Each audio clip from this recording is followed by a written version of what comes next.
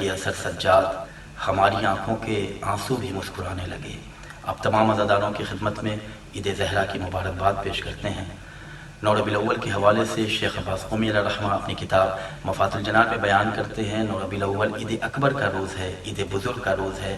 اس روز کے چند اعمال ہیں، بہترین اور مستحب عمل یہ ہے کہ ہم اس روز غسل کریں، مومنین کو کھانا کھلائیں، خوشی منائیں، اہل بیت علیہ السلام کے فضائل کی محفلوں کا انعقاد کریں، اہل بیت کے فضائل اور مناقب بیان کریں، خدا کا شکریہ ادا کریں، خدا کی عبادت میں یہ دن گزاریں۔ یہ وہ روز ہے کہ جس روز حضرت مختار علیہ السلام نے چوتھے امام زین العابدین علیہ السلام کی خدمت میں قاتلان حسین کے سروں کو پیش کیا تھا اور امام مسکرائے تھے۔ لہٰذا آج کے روز جو خرچ کرتا ہے خدا کی راہ میں، خدا اس کے تمام گناہوں کو بخش دیتا ہے۔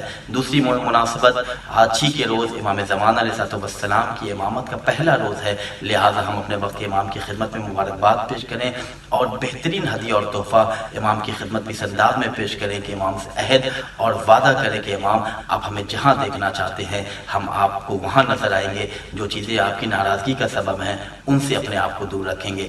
غیبت کے اس دور میں ہم آپ کے بہترین نصرت کرنے والے، بہترین مددگار ثابت ہوں گے۔ اپنے وقت کے امام سے توسل کریں، مومنین کے ساتھ خوش اخلاقی سے پیش آئیں، مومنوں کو خوش کریں، اہل بیت کی خوشی میں ہم خوش رہیں۔ خدا ہم سب کے تمام گناہوں کو بخشے، امام زمانہ کی معرفت عطا فرمائے۔